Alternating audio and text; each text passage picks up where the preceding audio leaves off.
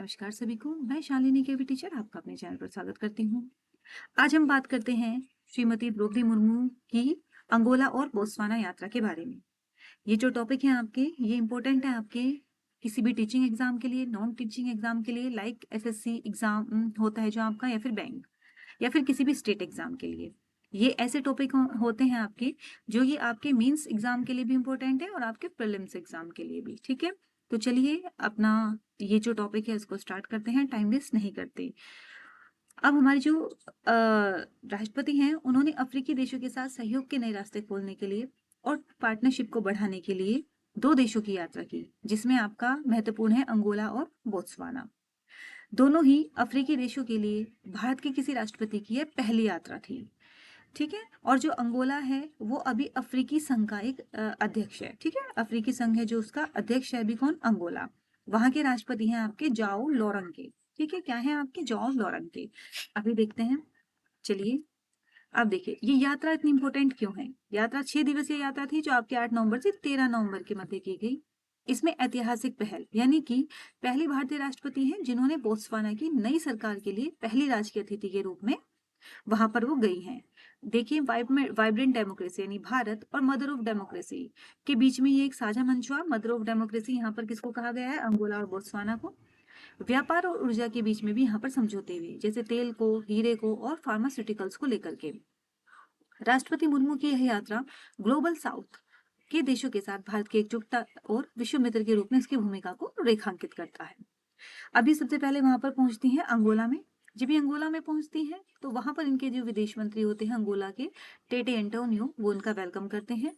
फिर ये राष्ट्रपति भवन में राष्ट्रपति जो ओव लॉरंग के उनका औपचारिक स्वागत करते हैं। तो दोनों ही इंपॉर्टेंट हैं आपके, टेंटे एंटोनियो जो आपके विदेश मंत्री हैं और जो राष्ट्रपति हैं उनका नाम है जो लॉरंग के। दोनों नेताओं के बीच में व्यापक द्विपक्षीय वार्ता होती है। भारत एक वाइब्रेंट डेमोक्रेसी है और अंगोला की संसद में 30% वुमेन प्रतिनिधित्व है, यानी ये 39% है। ठीक है, 30% ना होकर के ये 39% है। ठीक है, अब संसदीय संबोधन, यानी जो मुर्मू जी हैं वो अंगोला की नेशनल असेंबली को संबोधित करती हैं और दोनों देशों के साझा लोकतांत्रिक मूल्यों पर जोर देती हैं। दोनों देशों के मध्य कॉन्सुलर मामलों में सहयोग पर समझौता होता है, यानी एमओयू साइन होता है। और एनर्जी को लेकर के, कृषि और खाद्य सुरक्षा को लेकर के, हीरे व्यापार को लेकर के और फार्मास्यूटिकल्स को लेकर के भी एग्रीमेंट होता है। फार्मास्यूटिकल्स मीनिंग स्वास्थ्य क्षेत्र में सस्ती और गुणवत्तापूर्ण दवाओं की आपूर्ति की जाएगी, भारत से अफ्रीका को आपूर्ति की जाएगी। अफ्रीका की खदानों से रफ डायमंड यानी कि रफ कोयला निकाला जाएगा, उसे भारत के सूरत शहर में ला करके उसकी प्रोसेसिंग की जाएगी और फिर उसे पूरे विश्व में सेल करने के लिए इशू किया जाएगा। अब राष्ट्रपति जो है हमारी द्रौपदी मुर्मू, वो अंगोला को वैश्विक जैव ईंधन गठबंधन में शामिल होने का निमंत्रण भी देती हैं। अब देखिए, उसके बाद जब वो वहां पर जाती हैं तो अंगोला के जो पहले राष्ट्रपति हैं उनका नाम था एंटोनियो ऑगस्टिनो नेटो। उनके स्मारक पर वो श्रद्धांजलि अर्पित करती हैं और उनकी तुलना भारत के स्वतंत्रता संग्राम से करती हैं। फिर उसके बाद 10 नवंबर को वो भारतीय समुदाय को संबोधित करती हैं अंगोला में ही, और अंगोला के आर्थिक विकास में उनके योगदान की सराहना करती हैं। फिर वो 12 नवंबर को बोत्सवाना पहुंचती हैं। वहां भी अभी इलेक्शन हुए थे 30 अक्टूबर को, तो इलेक्शन के बाद पहली अंतरराष्ट्रीय राजकीय अतिथि बनी जिन्होंने की बोत्सवाना की यात्रा की। बोत्सवाना के जो राष्ट्रपति हैं वो है डूमा बोको। उनके साथ उन्होंने द्विपक्षीय बैठक की और 30 साल पुराने संबंधों को नया आयाम दिया। वहां भी हम कुछ महत्वपूर्ण समझौते करते हैं, यानी कि श्रीमती द्रौपदी मुर्मू कुछ एमओयू पर साइन करती हैं, जैसे कि भारतीय फार्माकोपिया, यानी भारतीय फार्माकोपिया को मान्यता मिलती है। बोत्सवाना ने भारतीय चिकित्सा मानकों को मान्यता देने पर सहमति जताई। यह अफ्रीका में भारतीय जैनिक दवाओं की स्वीकार्यता व्यापार के लिए एक ऐतिहासिक कदम है। वीजा फ्री एंट्री होती है, यानी जो राजनयिक और आधिकारिक हैं उन्हें पासपोर्ट धारकों के लिए वीजा फ्री यात्रा के समझौते पर हस्ताक्षर होते हैं। कैपेसिटी बिल्डिंग, क्षमता निर्माण, कौशल विकास और शिक्षा के क्षेत्र में द्विपक्षीय सहयोग बढ़ाने पर भी सहमति होती है।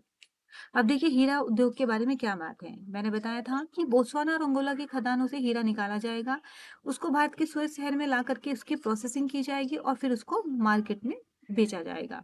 जिससे क्या होगा, इससे आपूर्ति श्रृंखला मजबूत बनेगी, बिचौलिए की भूमिका कम होगी और दोनों देशों के राजस्व में वृद्धि होगी। फिर प्रकृति संरक्षण को लेकर के भी एग्रीमेंट होता है, यानी प्रोजेक्ट चीता को लेकर के, यानी भारत के जो प्रोजेक्ट चीता है उसके विस्तार के लिए 8 चीते प्रदान करने के लिए जो सहमति है वो बोत्सवाना ने प्रदान की है। इससे पहले भी हम नामीबिया और दक्षिण अफ्रीका से चीते भारत में मंगाए थे। भारत को सौंपे जाने वाले जो 8 चीते हैं, मतलब जो बोत्सवाना से 8 चीते आएंगे, उन्हें उसी दिन एक अभयारण्य में क्वारंटाइन क्षेत्र में छोड़ दिया गया है और क्वारंटाइन प्रक्रिया से गुजरने के बाद उन चीतों को भारत लाया जाएगा। जो अफ्रीकी देश है वो बोत्सवाना को चीतों का गढ़ मानते हैं। ठीक है, तो अफ्रीकी देश का जो बोत्सवाना है वो चीतों का गढ़ है। विश्व में मौजूदा लगभग 7,100 यानी 7100 चीतों में से लगभग 30% चीते बोत्सवाना में ही रहते हैं। आपको पता ही होगा कि भारत में 1952 में ही चीते विलुप्त हो गए थे।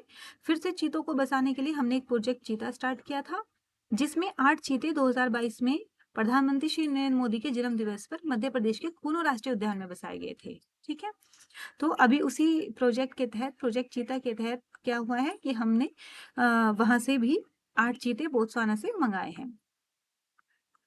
अब इनसे होगा क्या, इस यात्रा से क्या फायदा है? राष्ट्रपति द्रौपदी मुर्मू की यह यात्रा केवल कूटनीतिक औपचारिकता ही नहीं थी, बल्कि अफ्रीका के साथ भारत के गहरे होते आर्थिक और लोकतांत्रिक संबंधों का प्रमाण थी। ऊर्जा सुरक्षा को लेकर के हमने एग्रीमेंट किया है। द्रौपदी मुर्मू की यह यात्रा केवल कूटनीतिक नहीं थी, बल्कि अफ्रीका के साथ गहरे होते आर्थिक और लोकतांत्रिक संबंधों का प्रमाण थी। और ये सभी है कि हमने फार्म और स्वास्थ्य में समझौता किया, ऊर्जा में, और लोकतांत्रिक एकजुटता को भी हमने वहां पर दिखाया। भारत और अफ्रीका का यह साझा प्रयास वैश्विक मंच पर एक नई और सशक्त साझेदारी को परिभाषित करेगा।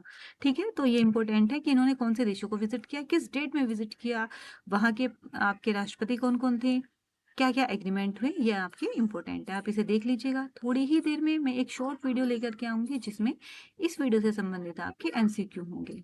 ठीक है, चलिए, थैंक यू सो मच।